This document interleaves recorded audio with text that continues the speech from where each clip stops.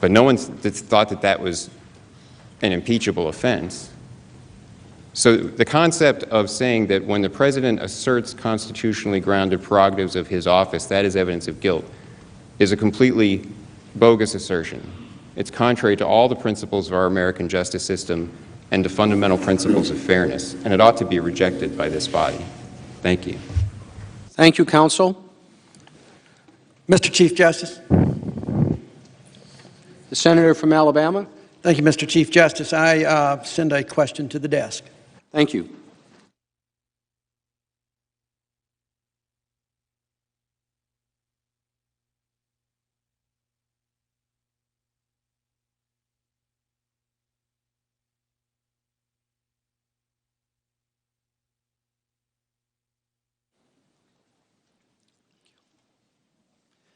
Senator Jones's question is for the House managers. Aside from the House's constitutional impeachment authority, please identify specifically which provision or provisions, if any, in the House rules or a House resolution authorize the subpoenas issued by the House committees prior to the passage of House Resolution 660. In addition, please list the subpoenas that were issued after House Resolution 660.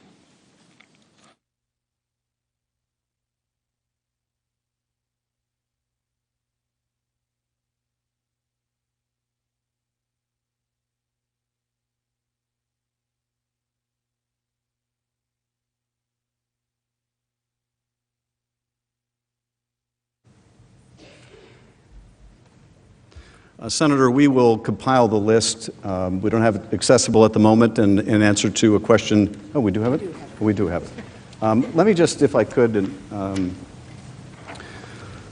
specifically the subpoenas that went out after the passage of the House resolution were a subpoena to John Eisenberg, a subpoena to Brian McCormick, Robert Blair, Michael Ellis, Preston Wells Griffith, and Mick Mulvaney.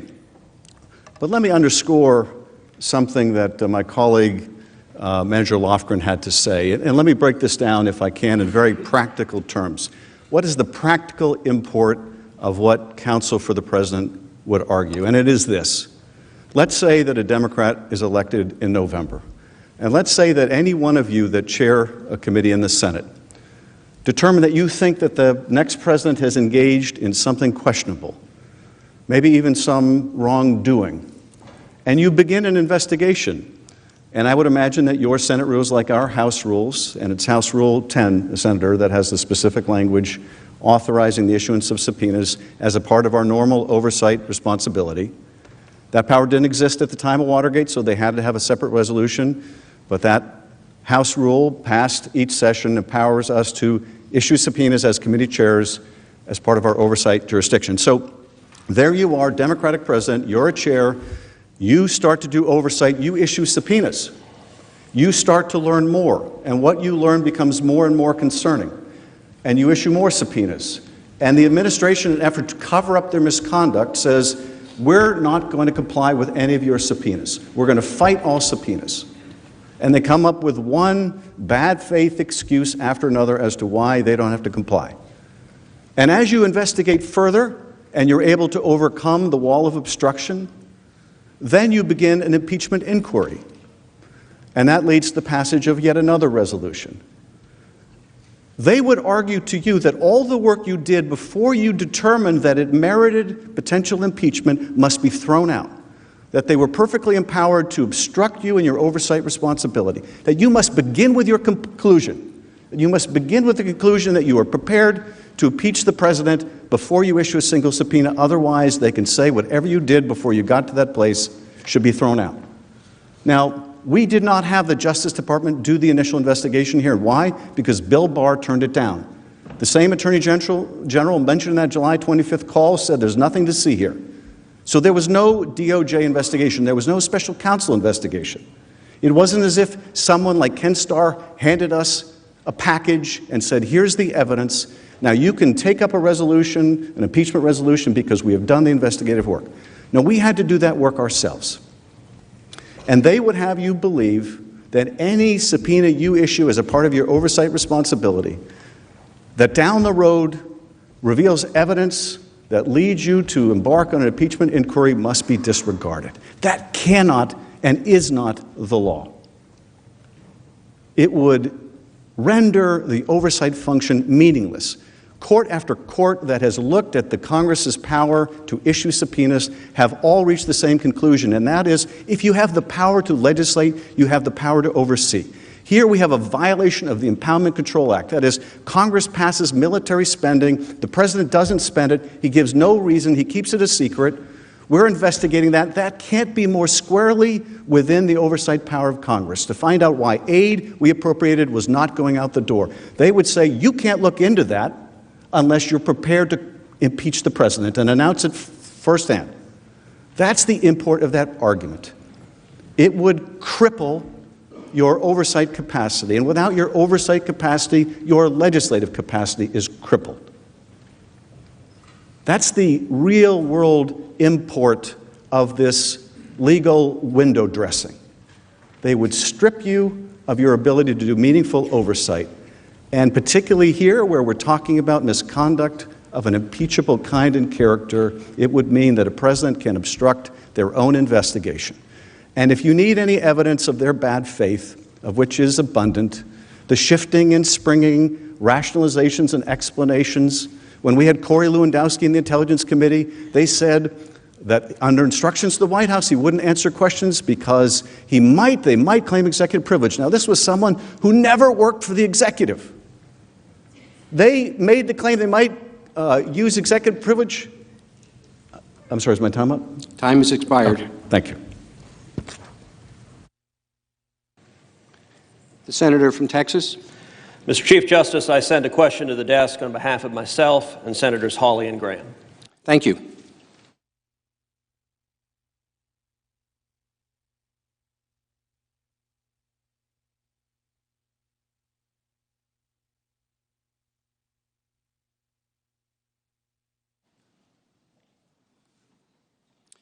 The question from Senator Cruz, along with Senators Hawley and Graham, is for both sides, the counsel for the President and the House managers. Yesterday, Manager Demings refused to answer whether Joe Biden sought any legal advice concerning his conflict of interest on Burisma, the corrupt Ukrainian company that was paying his son Hunter $1 million per year. USA Today reported that, when asked about it, Vice President Biden said, excuse me, quote, he hadn't spoken to his son Hunter Biden about his overseas business, end quote. That account was contradicted by Hunter Biden, who told the New Yorker that he told his father about Burisma and, quote, Dad said, I hope you know what you're doing, and I said, I do. Why do Joe and Hunter Biden's stories conflict? Did the House ask either one that question? The White House counsel goes first.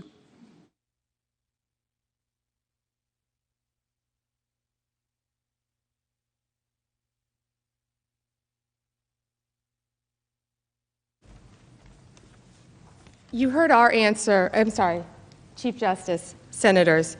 Senators, you heard our answer regarding that yesterday, but it is very interesting that he said he never spoke to his son about overseas dealings. His son said different things. Joe Biden was the point man for Ukraine, investigating, at the time, Ukrainians were a corrupt company, Burisma, and Zlochevsky, its owner, an oligarch who, by all media accounts we've discussed, was extremely corrupt. Hunter Biden is paid $83,000 a month to sit on that board with no experience in energy, no experience in the Ukraine, doesn't speak the language, and we clearly know that he had a very fancy job description, and he did none of those things. He attended 1 or 2 board meetings, one in Monaco, and then he went on a fishing trip with Joe Biden's family in Norway. The entire time, Joe Biden knows that this oligarch is corrupt. Everyone knows that. There are news reports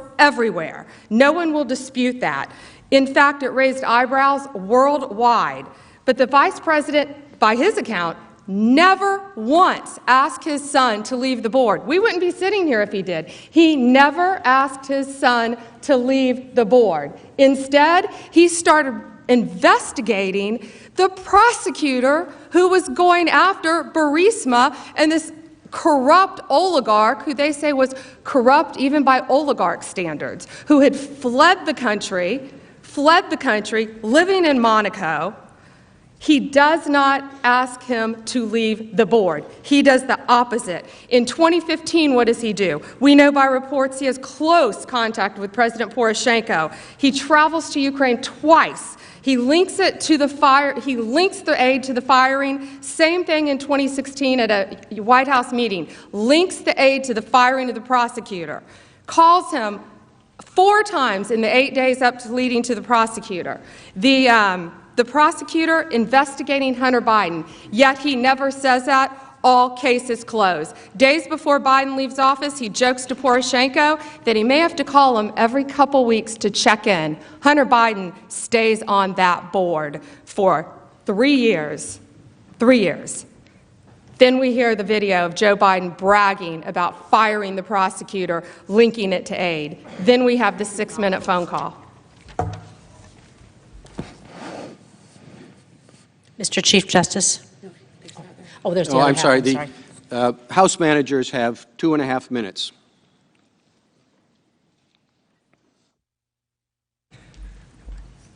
Mr. Chief Justice, and to our senators. Senators, thank you so much for that question. I know you have asked about a conversation between a father and his son.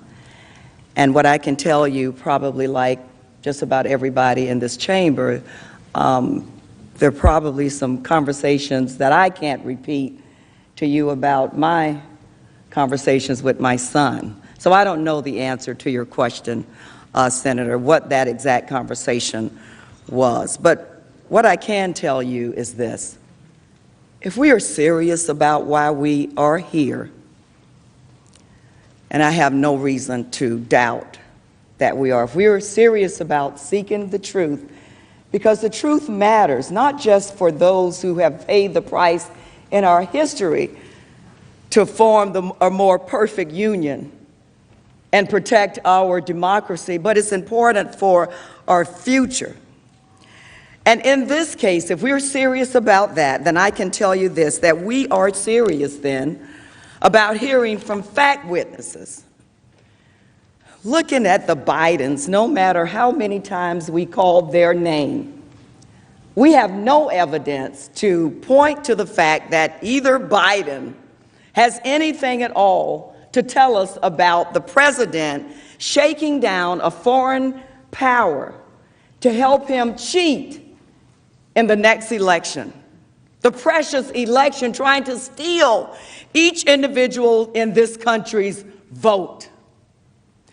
I don't believe either Biden has any information about that, but let me tell you who I think does. Maybe we should call Ambassador Bolton. If we're serious about the truth, maybe we should call him because we have a good idea about what he might say. Or what about Mr. Mulvaney, who had day-to-day contact with the principal in our investigation, the President of the United States? That's not good enough. Well, what about, the question was asked about when did we know, or when did the President first put the hold on? Well, we do have reports that say on June 19th of 2019, Mr. Blair personally instructed the director of OMB to hold up security assistance from Ukraine over a month before the infamous July 25th call. So, Thank you, Mrs. Manager thank you, Demings. Mr. Chief Justice. Mr. Chief Justice, Oh, I send a question. the senator from Nevada. I send a question to the desk. Thank you.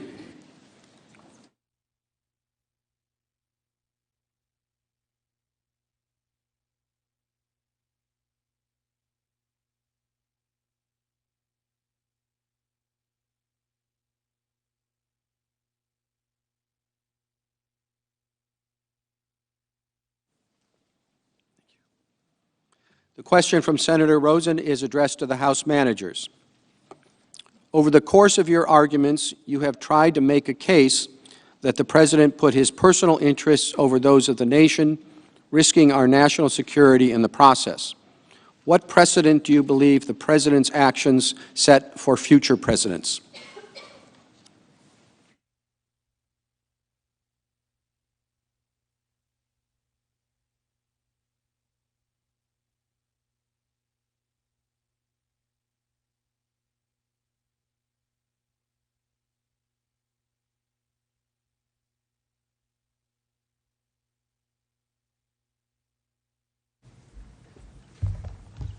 Mr. Chief Justice, Senator, thank you for that question. It's one that I've wanted to answer for some time now. You've heard me speak before about some of my personal experience in service to the country, and one thing that experience has taught me is that we are strong not just because of the service and the sacrifice of our men and women in uniform, which is extreme and pure in all of its sense, and something that I think everybody in this chamber actually appreciates and respects. But we are also strong because we have friends. We are strong because America doesn't go it alone.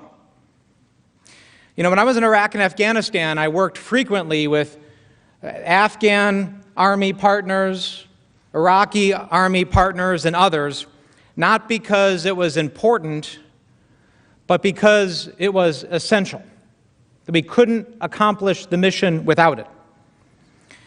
But if those partners feel like our policies, what we say publicly, don't matter, if they feel like we are not a reliable and predictable partner, if they feel like the American handshake isn't worth anything, then they will not stand by us. They will not stand by us. And for over 70 years, since the end of World War II, the partnerships, the alliances that we have built, that we have strived to create, that has ushered in an unprecedented period of peace and prosperity throughout the world, will start to fray, because the American handshake will not matter. Ukraine has started to learn that. Our 68,000 troops throughout Europe deserve better, because every day they get up and they do their job, the job that we have asked them to do. And they rely on our consistency, our predictability. They rely on the interest being in the national interest, not the whims and the personal interest of the president, whether that be President Trump or any other president. It will continue to call into question our broader alliances. And it will send a message that the American handshake doesn't matter. We have a slide that shows the evolution of some of the different arguments that we've seen on the other side that I think is important to see.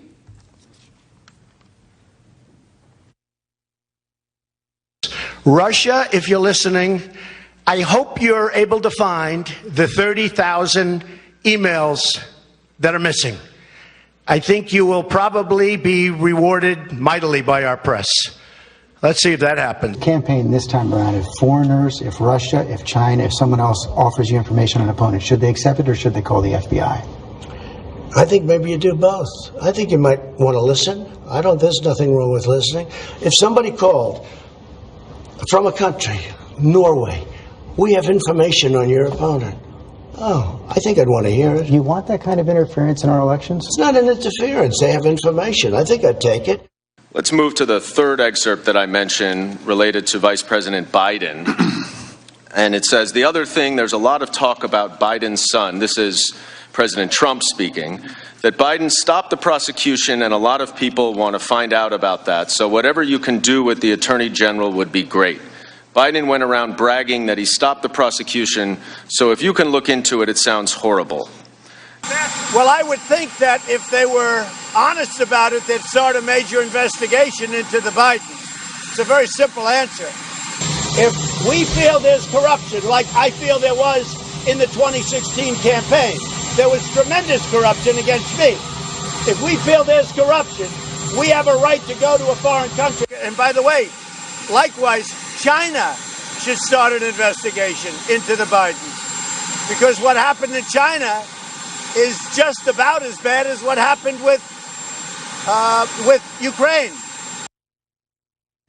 The American people deserve to know what happened. The American people deserve to know when they go to bed tonight that there's a president that has their interests in mind, that will put the national security of the country above his own political self-interest. The American people deserve answers, and yes, it is still a good time to call Ambassador Bolton to testify. Thank you, Mr. Manager. The senator from Ohio. Mr. Chief Justice, I send a question to the desk on behalf of myself, Senators Toomey, Cornyn, Crapo, Ernst, and Moran. Thank you.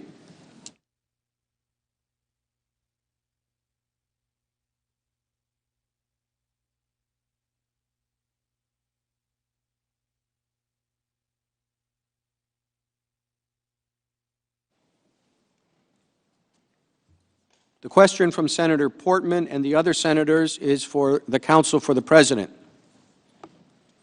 I have been surprised to hear the House managers repeatedly invoke constitutional law professor Jonathan Turley to support their position, including playing a part of a video of him.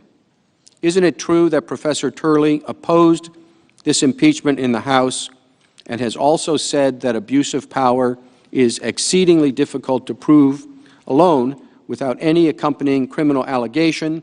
Abuse of power has never been the sole basis for a presidential impeachment and was not proven in this case.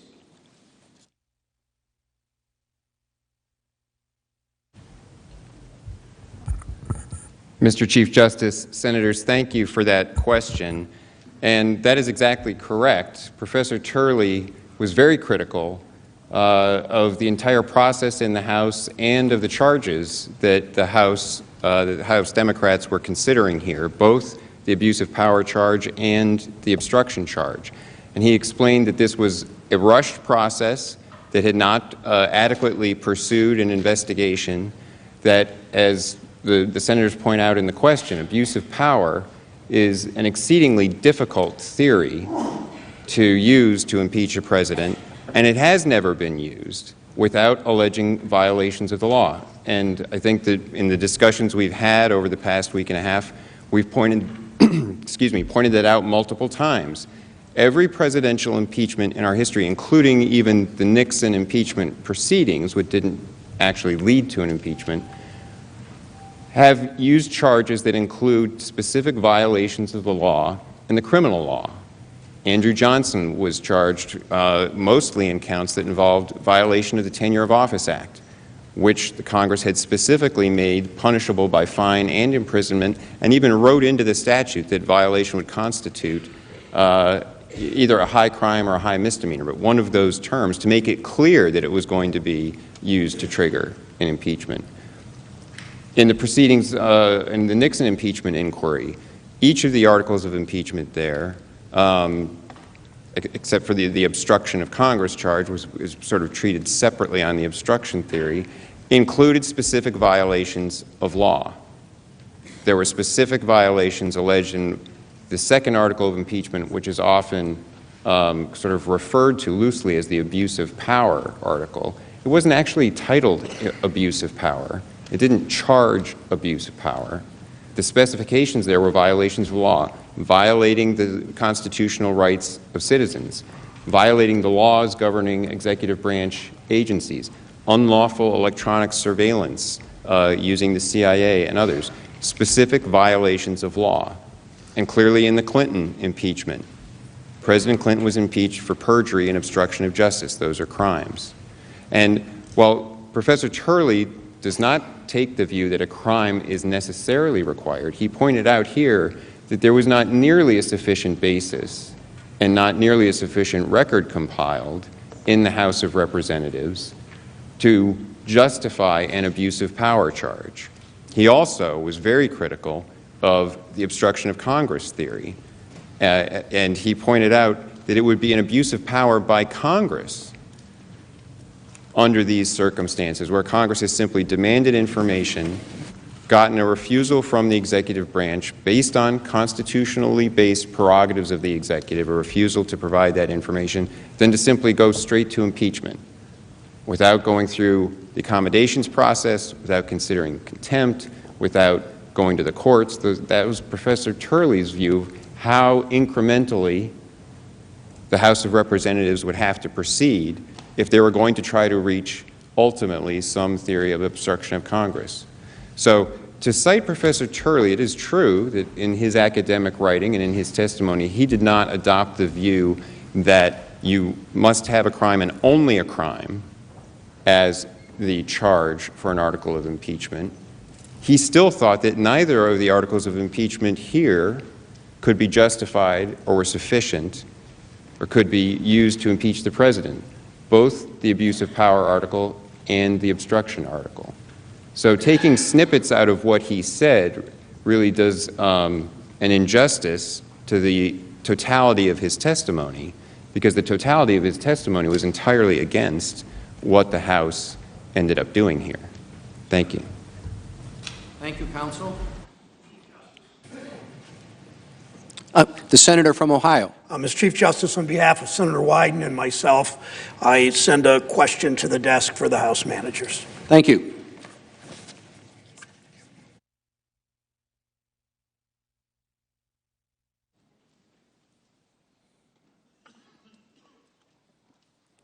Senator Brown and Wyden ask the following question for the House managers.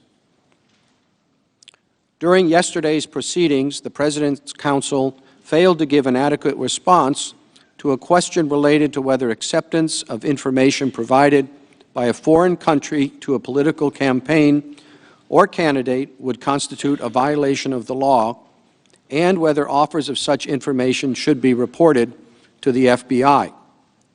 FBI Director Christopher Wray, who was appointed by President Trump, has said, quote, "If any public official or member of any campaign is contacted by any nation state or anybody acting on behalf of a nation state about influencing or interfering with our election, then that is something that the FBI would want to know about," end quote.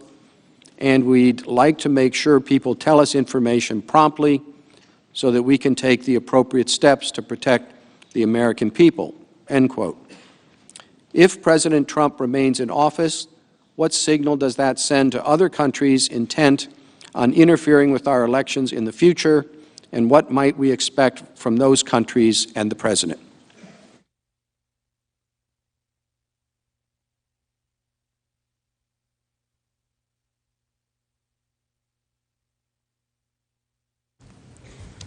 Mr. Chief Justice, distinguished members of the Senate, thank you for that question. To take the last part first, it would send a terrible message to autocrats and dictators and enemies of democracy and the free world for the President and his team to essentially put out there for all to consume that it's acceptable in the United States to solicit foreign interference in our free and fair elections or accept political dirt, simply to try to cheat in the next election. I was certainly shocked by the comments from the President's Deputy White House Counsel yesterday, right here on the floor, when he said, "I think the idea that any information that happens to come from overseas is necessarily campaign interference is a mistake." No, it's wrong. It's wrong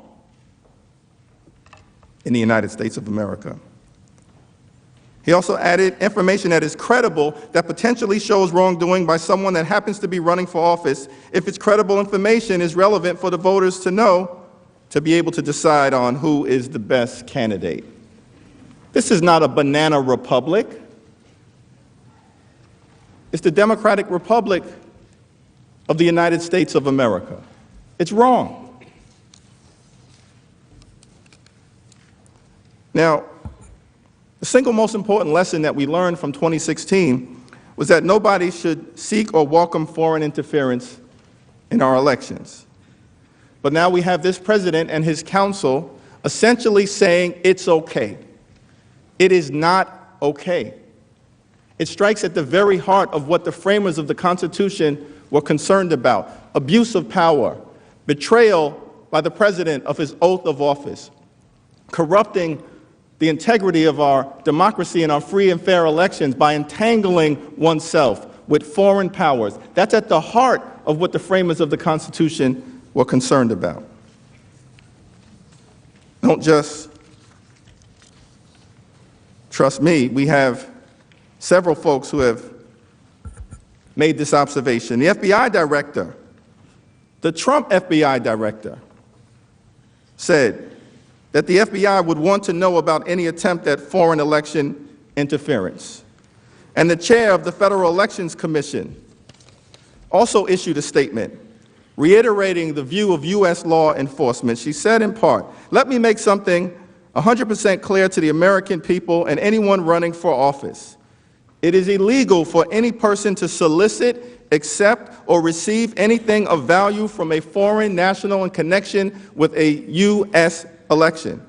This is not a novel concept. Election intervention from foreign governments has been considered unacceptable since the beginning of our nation. It is wrong, it is corrupt, it is lawless, it's an abuse of power, it's impeachable, and it should lead to the removal of President Donald John Trump." Thank you, Mr. Manager. Mr. Chief Justice, Senator from Missouri. I send to the desk a question on my own behalf and on behalf of Senator Lee. Thank you.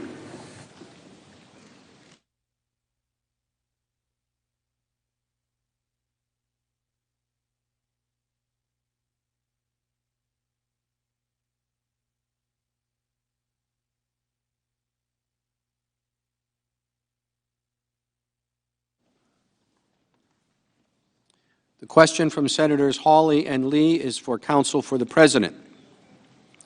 United States federal courts have held, most prominently in the Blagojevich case, that it is not unlawful for a public official to condition his official acts on official acts performed by another public officer.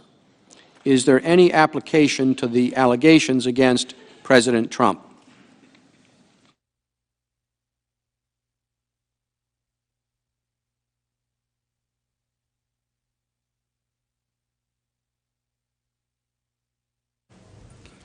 Mr. Chief Justice, Senators, thank you for that question.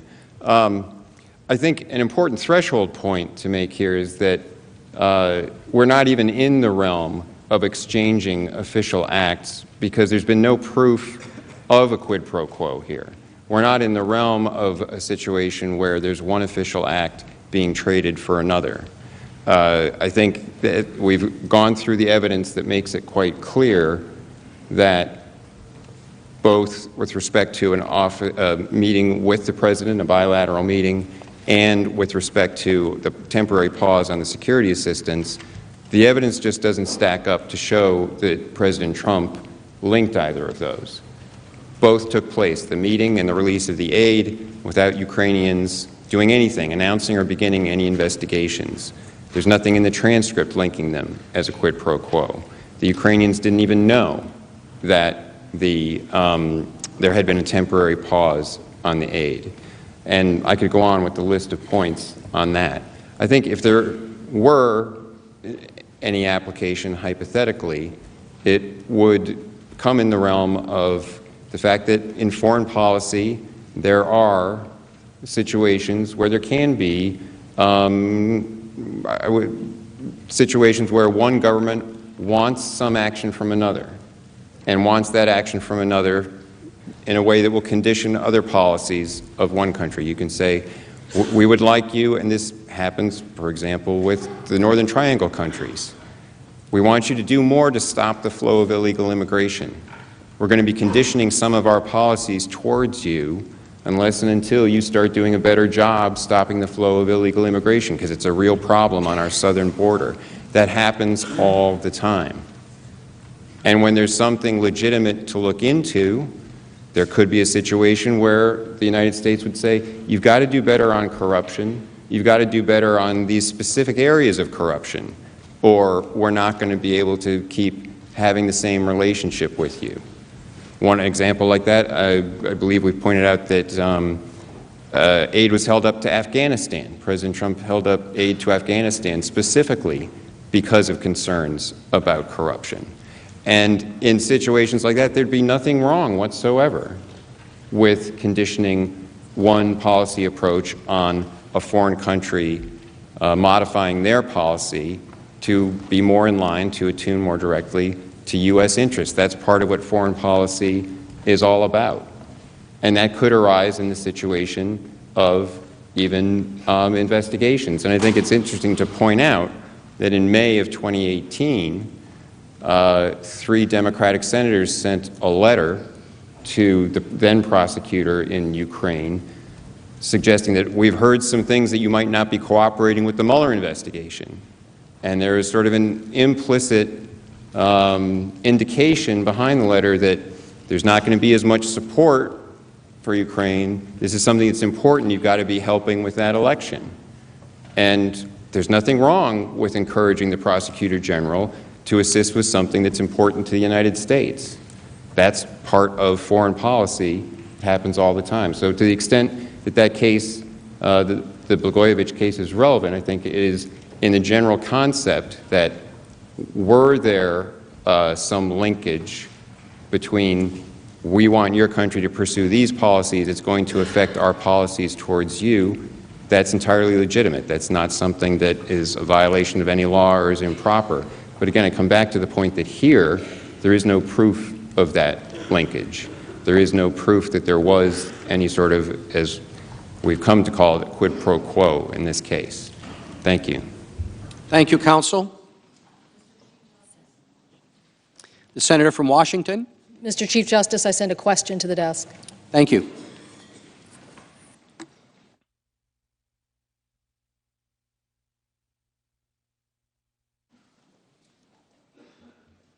Senator Cantwell's question is for the House managers.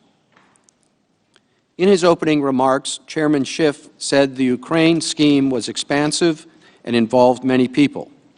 Is there any evidence that acting White House Chief of Staff Mick Mulvaney, Secretary of State Pompeo, Attorney General Barr, or anyone on the outside were involved in this scheme to withhold military aid or obstruction of Congress?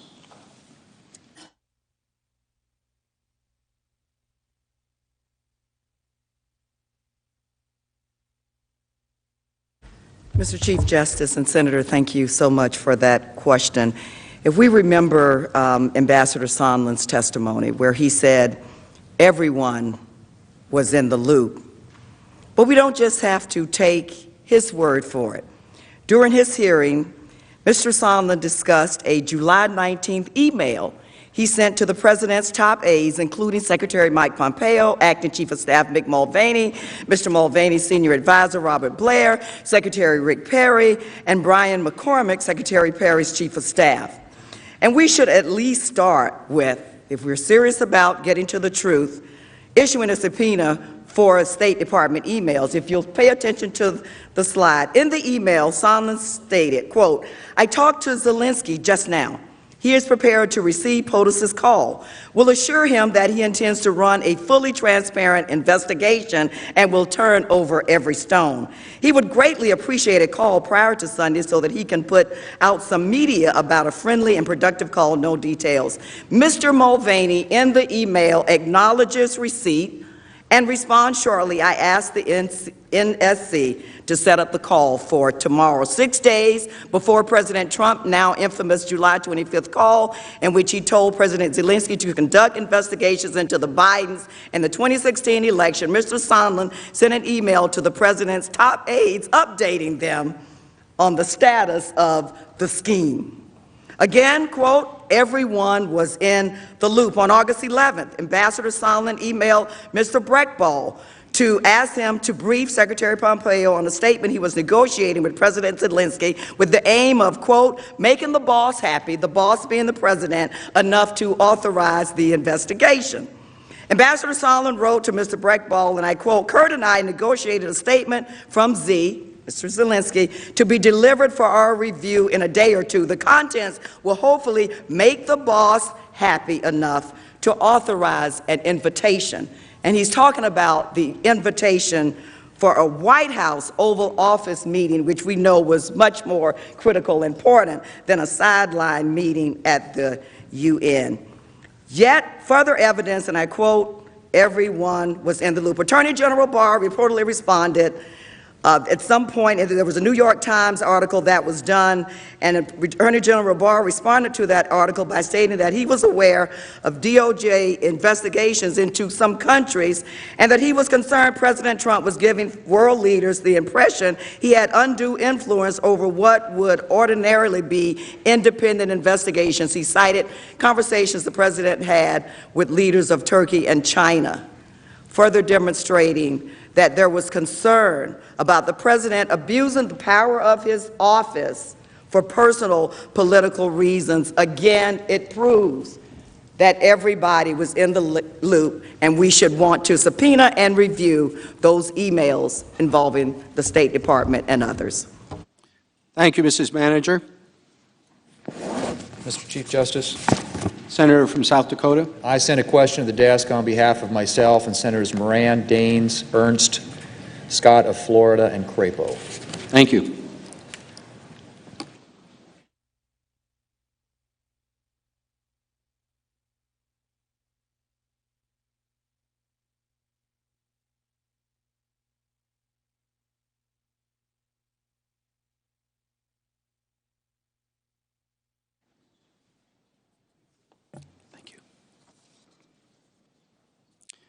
Senator Thune and the other senators ask the Counsel for the President.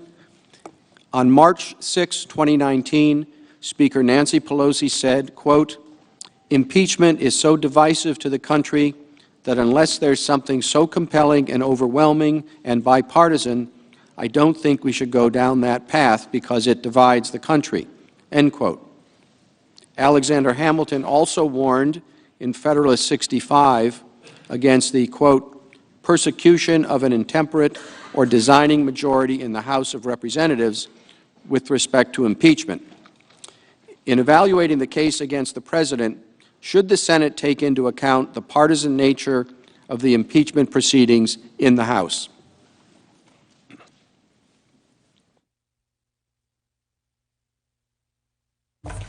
Thank you, Mr. Chief Justice, members of the Senate. Absolutely, you should take that into account. That's dispositive. That should end it. Based on the statements that we heard the last time from our friends on the Democratic side, that's a reason why you shouldn't have an impeachment. Speaker Pelosi was right when she said that. Unfortunately, she didn't follow her own advice. We've never been in a situation where we have the impeachment of a president in an election year with the goal of removing the president from the ballot. As I've said before, that is the most massive election interference we've ever witnessed. It's domestic election interference. It's political election interference, and it's wrong. They don't talk about the horrible consequences to our country of doing that, but they would be terrible. They would tear us apart for generations, and the American people wouldn't accept it. Let me address in that context the importance of the vote for their inquiry, which also had bipartisan opposition. Now, they said, well, we were fine when Speaker Pelosi announced it. We didn't need a vote. The subpoenas were authorized. Then why did they have a vote? They had a vote because they understood they had a big problem that they needed to fix. But what's more important about the vote than the procedural issue? The important thing about the vote is that if you're going to start an impeachment investigation, particularly in an election year, there needs to be political accountability to the American people. You can't just go have a press conference. If you're going to say that the votes of the American people need to be disallowed, that all of the ballots need to be torn up, then at the very least, you need to be accountable to your home district for that decision. And now they are. And now they are. And if the American people decide, if they're allowed to vote, if the American people decide that they don't like what's happened here, that they don't like the constitutional violations that have happened, that they don't like the attack on a successful president for purely partisan political purposes, then they can do something about it, and they can throw them out. That's why a vote's important. But we should never even consider removing the name of a president from the ballot on a purely partisan basis in an election year. Important? I'll say it's important for that reason alone, and for the interest of uniting our country. It must be rejected. Thank you, Mr. Chief Justice. Thank you, counsel. Mr. Chief Justice. Senator from Rhode Island. Mr. Chief Justice, I send a question to the desk on behalf of Senator Duckworth, Senator Harris, and myself for the House managers and for the President's Counsel. Thank you.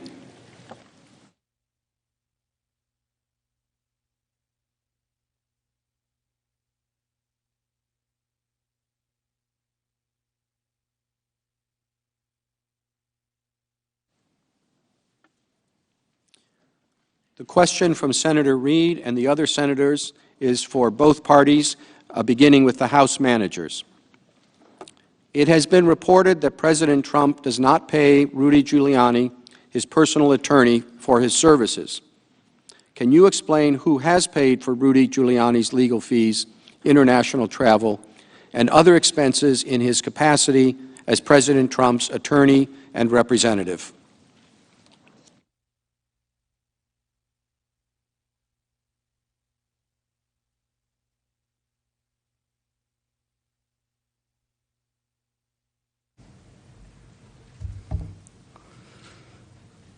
The short answer to the question is, I don't know who's paying Rudy Giuliani's fees.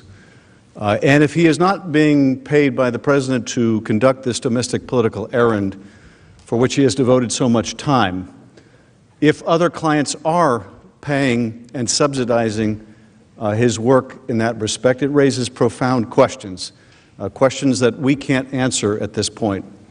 But there are some answers that we do know. As he has acknowledged, he's not there doing foreign policy.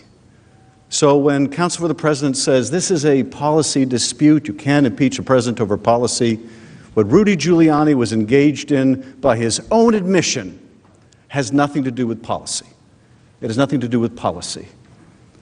And let me mention one other thing about this scheme that Giuliani was orchestrating and the consequence of the argument that they would make that its quid pro quos are just fine. Let's say Rudy Giuliani does another errand for the President, this time an errand in China. And he says to the Chinese, we will give you a favorable deal with respect to Chinese farmers as opposed to American farmers. We will betray the American farmer in the trade deal, but here's what we want. The quid pro quo is, we want you to do an investigation of the Bidens. You know the one the President's been calling for. They would say that's okay. They would say that's a quid pro quo to help his reelection. He can betray the American farmer. That's okay. That's their argument. Where does that argument lead us? That's exactly the kind of domestic, corrupt political errand that Rudy Giuliani was doing gratis, without payment, at least not payment apparently from the President. So who's paying the freight for it? Well, I don't know who's directly paying the freight for it, but I can tell you the whole country is paying the freight for it. Because there are leaders around the world who are watching this and they're saying the American presidency is open for business. This president wants our help, and if we help him, he will be grateful. He will be grateful. Is that the kind of message we want to send to the rest of the world?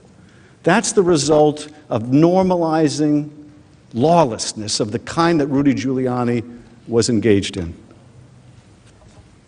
Thank you. I'm sorry, your time has expired. Counsel? Came out of the manager's mouth. Open for business. I'll tell you who was open for business. You know who was open for business?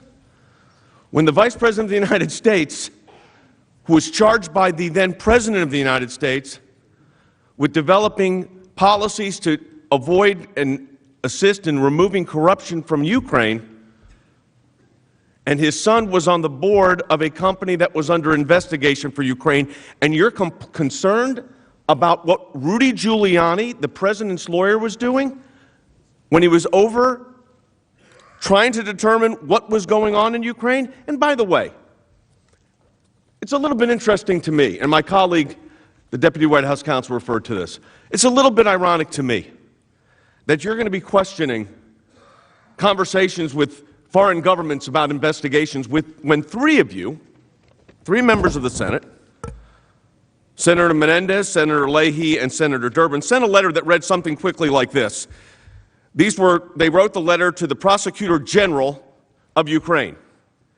They said they're advocates, talking about the congressman, they're strong advocates for robust and close relationship with Ukraine, and we believe that our cooperation should extend to such legal matters regardless of politics, and their concern was ongoing investigations and whether the Mueller team was getting appropriate responses from Ukraine regarding investigations of what? The President of the United States. And you're asking about whether foreign investigations are appropriate? I think it answers itself. Thank you, Mr. Chief Justice. Thank you, counsel.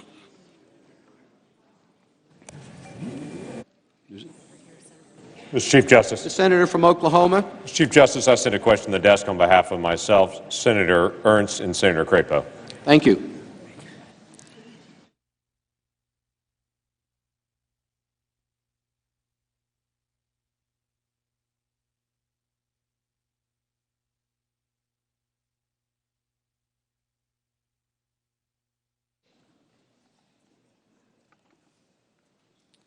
The question from Senator Langford and the other senators is for the counsel for the President.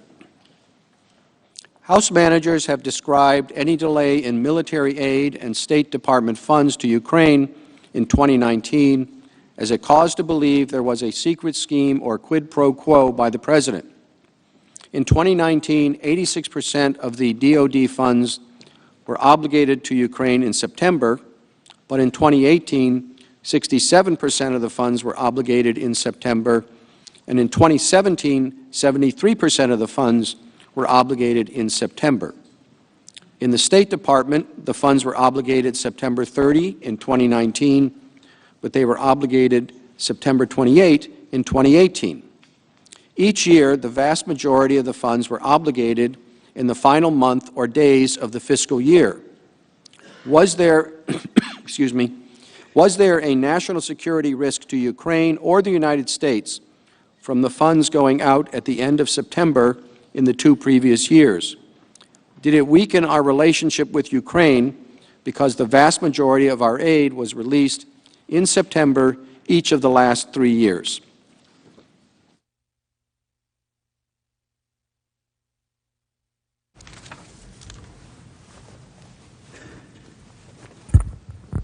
Mr. Chief Justice, Senators, thank you for that question. And the short, straightforward answer is there was no jeopardy to the national security interest of the United States from the timing of the release of this money. As the question indicated, the vast bulk of funds in each of the prior two fiscal years were also obligated in September. So the fact that the funds were released here on September 11th and obligated by the end of the fiscal year was consistent with the timing in past years. There was, and it is also the case that at the end of every fiscal year there is some funding in this Ukrainian military assistance that doesn't actually make it out the door, that isn't obligated by the end of the fiscal year. We've heard the House managers point to the fact that Congress had to put something in the continuing resolution, a special provision to get $35 million of the aid extended so it could be used in the next fiscal year. My understanding is that every fiscal year there's some amount of money. It's not always that same amount, but there's some amount of money that has to be done for every year because it doesn't get out the door by the end of the year. Now, it's not just from the raw data that we can see that the funds went out roughly the same timing towards the end of the year, that therefore it doesn't suggest any great risk to Ukraine or risk to the national security of the United States. We know that from testimony as well. Ambassador Volker testified that the brief pause on the aid was not significant. And Undersecretary of State for Political Affairs David Hale explained that this is future assistance. And I mentioned this the other day. It's not like this money is being spent month by month to supply current needs in the Ukraine. It's 5-year money. Once it is obligated, it can go to U.S. firms who are providing material to the Ukrainians, and it doesn't get spent down finally and material shipped to Ukraine for a long time. So a delay of 48 or 55 days, depending on how you count it, and the money being released before the end of the fiscal year ends up having no real effect. It's not current money that's supplying immediate needs, despite what we've heard about the idea that on the front lines in the Donbass, Ukrainian soldiers are being put at risk. That's just not accurate. And we know that also from Ola Sevchuk, the Ukrainian Deputy Minister of Defense, who gave an interview to the New York Times and explained that the hold came and went so quickly that he didn't even notice any change. And remember, the Ukrainians didn't even know. President Zelensky and his advisors, Yermak and others, have made it abundantly clear. There was another interview just the other day with Daniluk, who, I might get his title wrong, I think he was the foreign minister at the time, but there was an interview just the other day that was published, and he explained again that they didn't know the aid had been held up until the Politico article on August 28th. And then he said there was a panic in Kiev because they were just trying to figure out what to do. Well, within 2 weeks, it had been released. And so we've also heard the idea that, well, it was just the fact of the delay that gave the Russians a signal and it gave the Ukrainians a signal, and that was what the damage to national security was. But the whole point is the leaders of the government in Ukraine didn't know. It wasn't made public. So they weren't being given a signal by that, and the Russians weren't being given a signal by that. So that theory for damage to the national security also doesn't work. There was a pause temporarily so that there could be some assessment to address concerns the president had raised. The money was released by the end of the fiscal year. There was no damage to the national security, either in terms of material not being available to the Ukrainians or in terms of any signals sent to any foreign power. The money got out the door roughly the same time as in prior years, a little bit more left over at the end that had to be fixed, but there's some left over at the end every year that has to be fixed with a rider on the next appropriations bill or continuing resolution. So no damage whatsoever to the national security of the United States. Thank you. Thank you, counsel. Senator from Hawaii. Aloha. I send a question to the desk for the House managers. Thank you.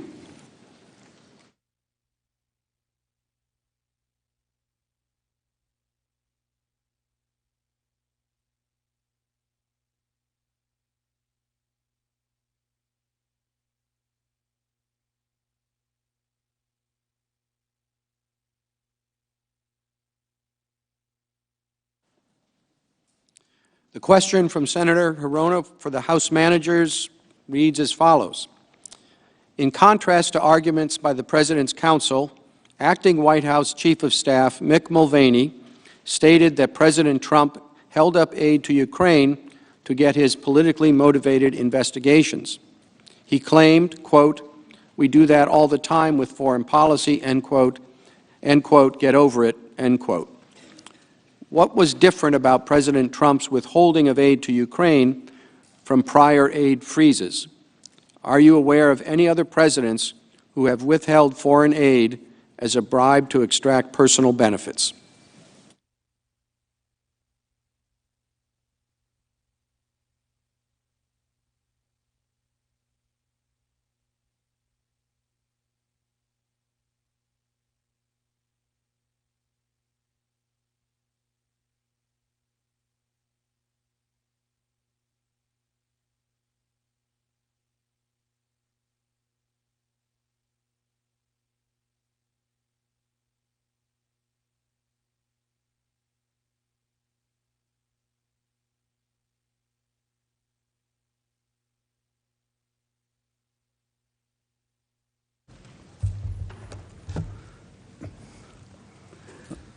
Thank you, Senator.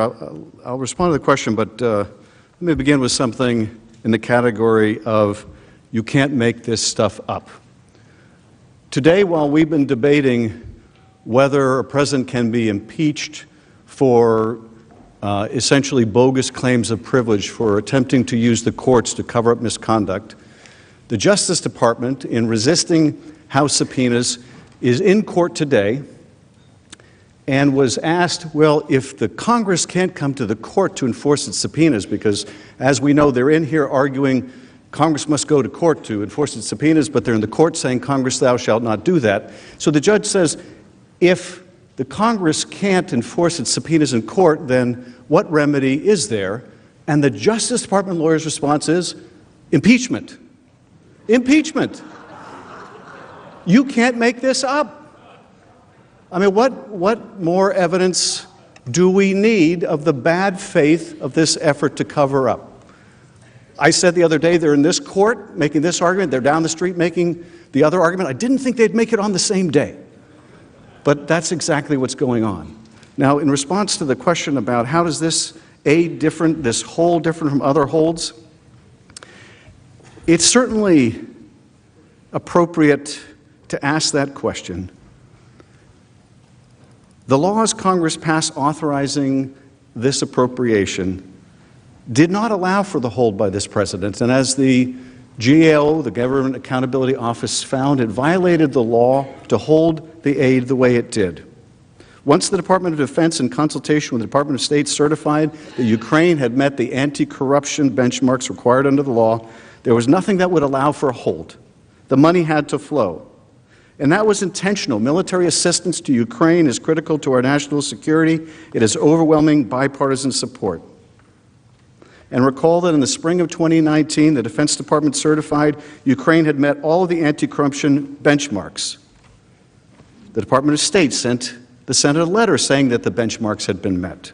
It issued a press release saying that the aid was moving forward. It began to spend the funds to help Ukraine. But then the president stepped in. Without legal authority, he secretly placed a hold on the aid.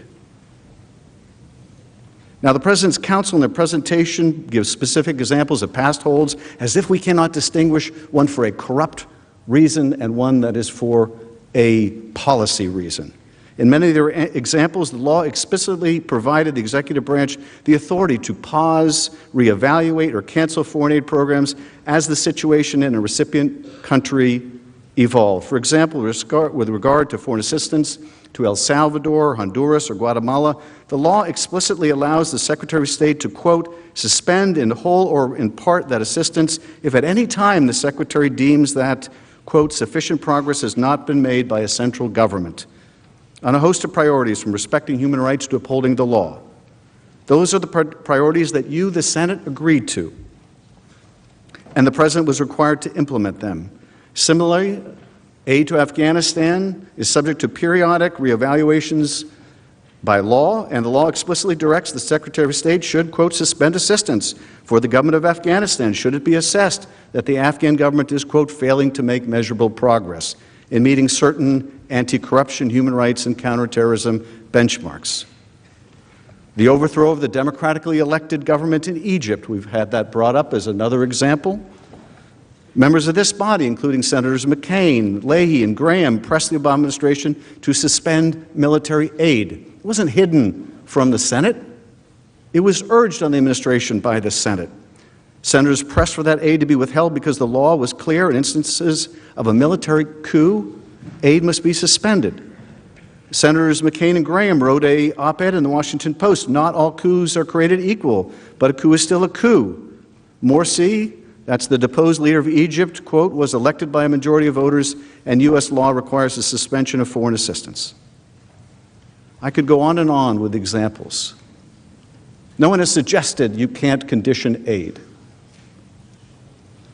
But I would hope that we would all agree that you can't condition aid for a corrupt purpose, to try to get a foreign power to cheat in your election. Now, counsel says that if you decide the prosecution has proved that he engaged in this corrupt scheme, if you decide as impartial jurors that the Constitution requires his removal from office, that the public will not accept your judgment. I have more confidence in American people. Thank you, Mr. Manager.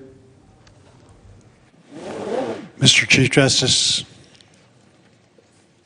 The senator from Arkansas. I send a question to the desk on behalf of myself, Senator Cotton, Ernst, Young, Hawley, Risch, Fisher, and Hoeven. Thank you.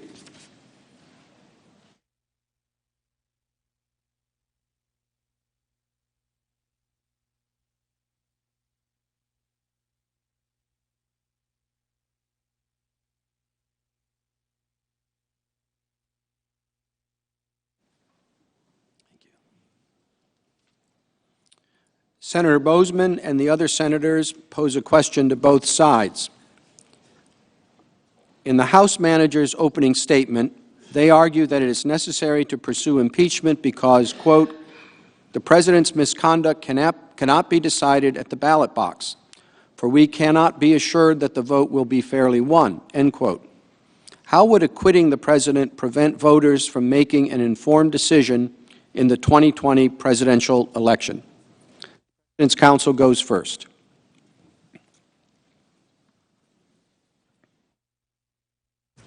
Thank you, Mr. Chief Justice, members of the Senate. That's exactly who should decide who should be president, the voters. All power comes from the people in this country. That's why you're here, that's why people are elected in the House, and that's why the president is elected. It's exactly who should decide the question, particularly in a case like this, where it's purely partisan. Here's the other thing, when we're talking about impeachment as a political weapon. They didn't tell you what they told the court over the holidays when they were waiting to deliver the impeachment articles. They went and told the court they're actually still impeaching over there in the House. Did you know that? They're actually still impeaching. They're coming here and they're telling you, please do the work that we didn't do, where we had 2 days in the House Judiciary Committee. We had the rush delivery for Christmas, and then we waited and waited and waited. But now we want you to call witnesses that we never called, that we didn't subpoena. They want to turn you into an investigative body. In the meantime, they're saying, by the way, we're still doing it over there. We're still impeaching. And they want to slow down now. They don't want to speed up. They want to slow it down and take up the election year and continue this political charade. It's also wrong. It's also wrong. Let's leave it to the people of the United States. Let's trust them. They're asking you not to trust them. Maybe they don't trust them. Maybe they won't like the result. We should trust them. That's who should decide who the president of this country should be. It'll be a few months from now. And they should decide. Thank you. Thank you, counsel.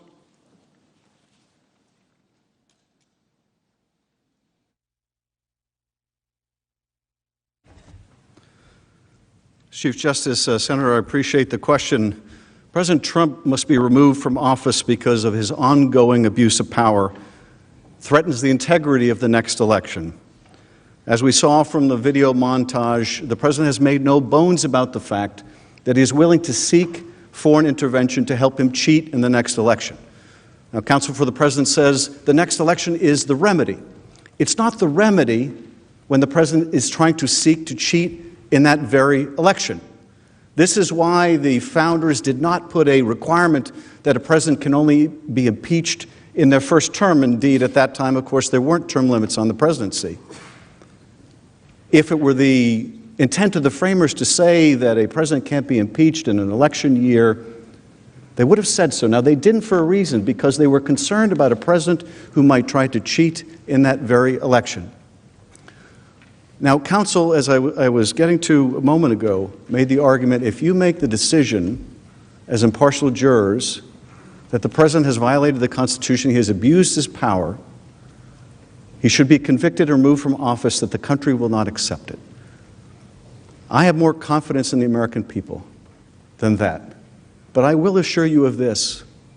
If you make the decision that a fair trial can be conducted without hearing from witnesses, the American people will not accept that judgment. Because the American people understand what goes into a fair trial. And they understand that a fair trial requires both sides to have the opportunity to present their case. We would like to present our case. We'd like to call our witnesses. We'd like to rely on more than our argumentation. There are a few things about this trial that Americans agree on, but one thing they are squarely in agreement on. Well, two. They believe a trial should have witness testimony, and they want to hear from John Bolton. That is the overwhelming consensus of the American people, and it's consistent with common sense. Let's give the country a trial they can be proud of. Let's show that at least the process worked and that we followed the founders' intent that a trial have witnesses. I don't think anyone can quarrel with the fact when you look at the history of this body and every Thank you, Mr. single Manager. impeachment. Mr. Chief Justice, The senator from Virginia. I send a question to the desk for the House managers. Thank you.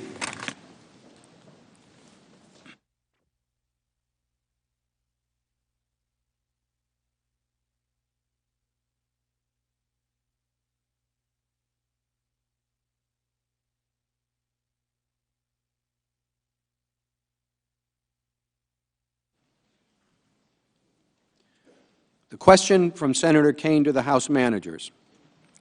If the Senate acquits the President on Article 2, after he violated both the Impoundment Control Act and the Whistleblower Act to hide the Ukraine scheme from Congress, what is to stop President Trump from complete refusal to cooperate with Congress on any matter?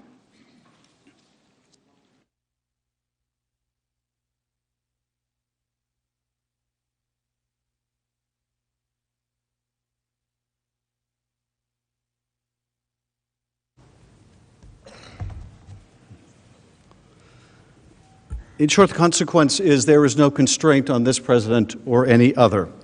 This gets to a point you've heard counsel for the president repeat over and over. Can you be impeached for asserting privileges? And I would add, no matter how bogus or in bad faith those assertions may be. No matter whether they are in court today arguing the opposite of what they are arguing before you today. And the answer is yes, the president can be impeached for using the assertion of baseless claims to cover up his misconduct.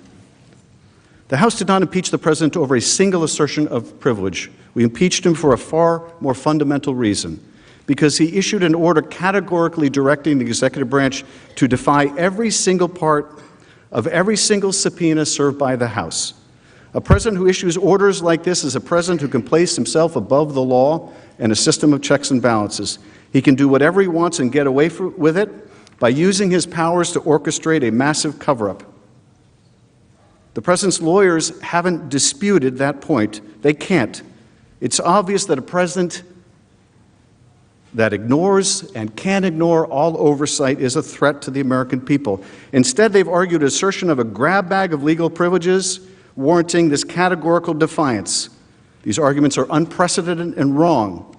The first thing to note is the president's arguments conveniently ignore the October 8th letter sent at the president's behest declaring that the president will not, quote, participate, unquote, in the impeachment investigation. I won't participate. This blanket defiance preceded all of the other letters and creative OLC opinions the president relied upon.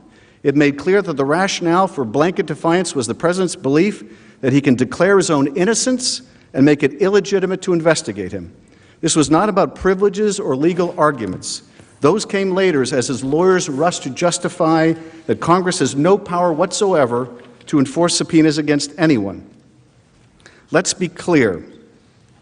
They may claim that their October 8th letter where they said they will not participate was somehow an offer to accommodate. But what the real condition was that the House simply drop the impeachment investigation or place the president in charge of its direction. That wasn't a real offer. That was a poison pill. Now, what about the remaining arguments? The first point is that none of them justify his order to defy all the subpoenas. He never asserted executive privilege over any documents. And his remaining arguments that absolute immunity or agency counsel not being allowed to attend depositions have nothing to do with documents. Nothing. So none of his legal arguments even applies to his direction that every single office and agency defy every single subpoena for documents. And what about the total obstruction on witnesses? Here, too, he never invoked executive privilege. Absolute immunity obviously couldn't apply to many of the lower-level officials we subpoenaed. The only remaining legal ground for defiance was the argument it's unconstitutional for Congress to prevent agency counsel from going to depositions. The fallback of fallbacks. Except this rule was originally passed by a Republican Congress and has been used repeatedly by both Republican and Democratic-led majorities and committees. It can't possibly justify obstruction of witness subpoenas. It's nothing more than a phony cover for an obstruction that President Trump decided upon at the outset. His arguments are thus incorrect on their own terms and fail to explain this categorical order. One final irony, even before the argument in court today. At a recent oral argument in the D.C. Circuit, they made the same claim they made today. Let's pull up slide 56. In litigation, again, to enforce subpoenas, the judge said they can make it a grounds for impeachment for obstruction of Congress. And the president's own lawyers said impeachment is certainly one of the tools that Congress has. We agree. It is one of the tools that you have. For when a president would use a categorical obstruction of investigation in his own wrongdoing, it is a tool that should be applied here. There cannot be a better case for impeachment on obstructing a co-equal branch of Congress than the one before you, where the obstruction is so complete and so categorical. Thank you, Mr. Manager. The senator from Florida. I sent a question to the desk on behalf of myself and Senator Braun, and it's to the President's counsel. Thank you.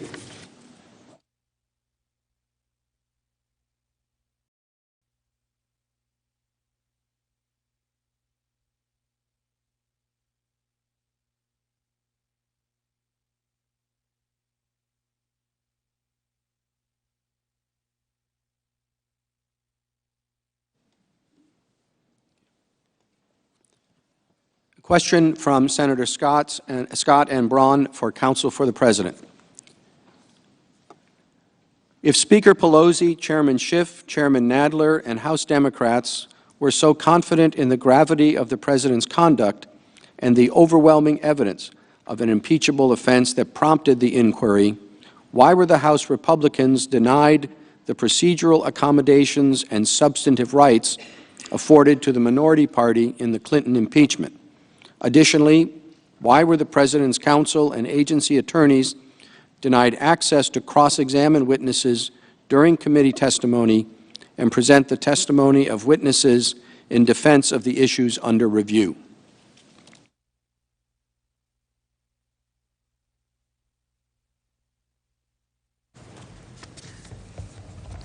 Thank you, Mr. Chief Justice, members of the Senate.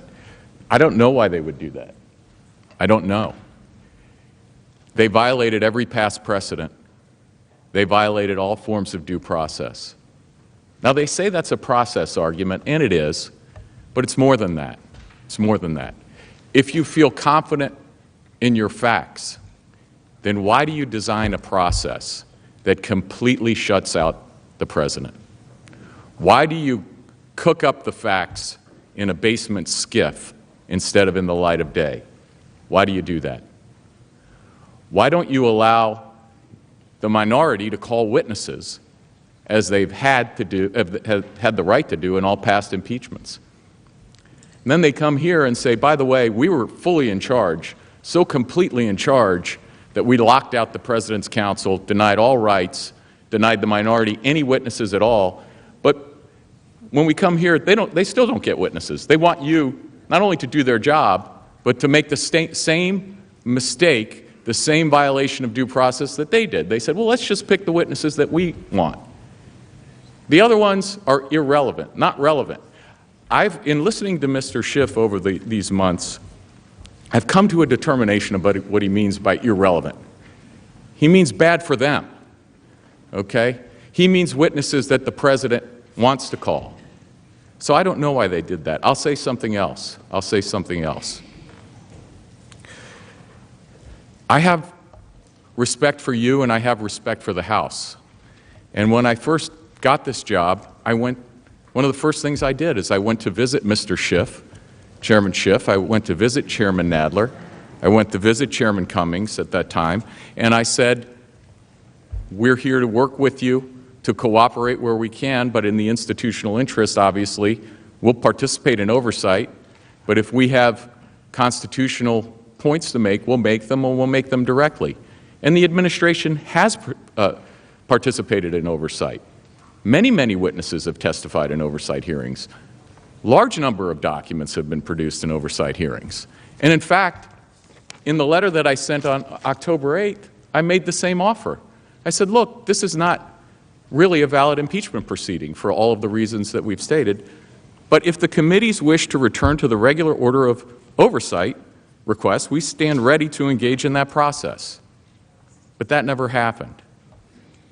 So I respect Congress. The administration respects Congress, but we respect the Constitution. We respect the Constitution, too. And we have an obligation to the executive branch and to the future presidents to vindicate the Constitution and vindicate those rights. Thank you. Thank you, counsel. Mr. Chief Justice. The senator from Oregon. Mr. Chief Justice, I send a question to the desk for the House floor managers. Thank you.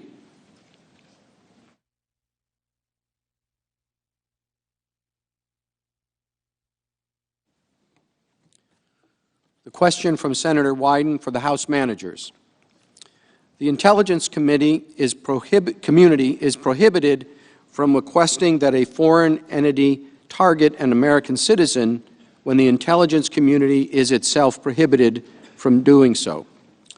In 2017, Director Mike Pompeo's confirmation hearing to be the director of the Central Intelligence Agency, he testified that, quote, "It is not lawful to outsource that which we cannot do," end quote. So when President Trump asked a foreign country to investigate an American when the U.S. government had not established a legal predicate to do so, how is that not an abuse of power?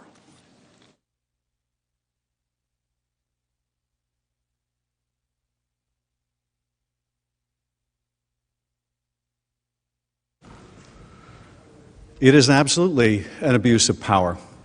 And what's more, if you believe that a president can essentially engage in any corrupt activity as long as he believes that it will assist his reelection campaign and that campaign is in the public interest, then what's to stop a president from tasking his intelligence agencies to do political investigations? What's to stop him from tasking the Justice Department if he can come up with some credible or incredible claim that his opponent deserves to be investigated? Their argument would lead you to the conclusion that he has every right to do that, to use the intelligence agencies or the Justice Department to investigate a rival, and when they become a rival, it's even more justified. But you're absolutely right. If Secretary Pompeo is correct and you can't use your own intelligence agencies, you sure shouldn't be able to use the Russian ones or the Ukrainian ones. And here, you know, we have the president on that phone call pushing out this Russian propaganda, this Russian intelligence service propaganda, CrowdStrike, the server, as if there was just one server and it was whisked away to Ukraine. The Ukrainians hacked the server, not the Russians. A made-for-you-in-the-Kremlin conspiracy theory that undermines our own intelligence agencies but suits the political interests of the president, and his legal agent, Rudy Giuliani, is out there peddling this fiction. The president himself is out there promoting this fiction, standing side by side with Vladimir Putin. But you're absolutely right. It would be a monumental abuse of power, and it is a monumental abuse of power. And if you don't think abuse of power is impeachable, well, don't take my word for it. Don't take earlier Professor Dershowitz's word for it, or Jonathan Turley's word for it. Let's look to our Attorney General. This is what he said Under the framers' plan, the determination whether the president is making decisions based on improper motives, something that Professor Dershowitz says we're not allowed to consider, based on improper motives, or whether he is faithfully discharging his responsibilities, is left to the people through the election process and the Congress through the impeachment process. The fact that the president is answerable for any abuses of discretion and is ultimately subject to the judgment of Congress through the impeachment process means that the president is not the judge in his own cause. Their own attorney general doesn't agree with their theory of the case. But again, we don't have to rely on Bill Barr's opinion or Alan Dershowitz's opinion or my opinion or the consensus of constitutional scholars everywhere.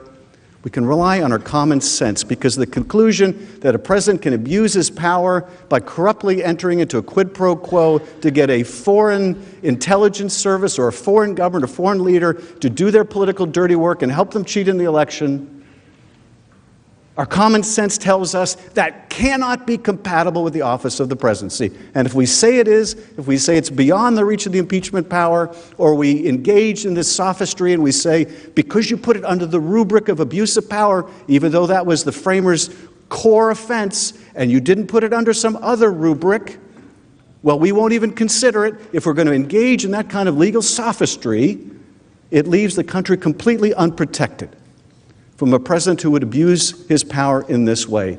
That cannot be what the framers had in mind. The Constitution is not a suicide pact. It does not require us to surrender our common sense. Our common sense, as well as our morality, tells us what the president did was wrong. When a president sacrifices the national security interests of the country, it's not only wrong, but it's dangerous. When a president says, as we saw just a moment again, over and over again, he will continue to do it if left in office, it is dangerous. The framers provided a remedy, and we urge you to use it. Thank you, Mr. Manager. Mr. Chief Justice, The senator from Indiana. I ask to send a question to the desk on my behalf and Senator Barrasso for the President's Counsel. Thank you.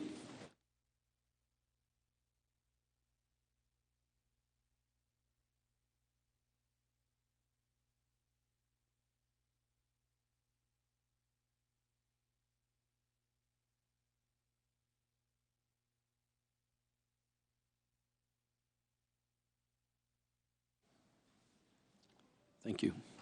The question from Senator Braun and Barrasso for counsel for the President. The House managers have said the country must be saved from this president, and he does not have the best interests of the American people and their families in mind. Do you wish to respond to that claim?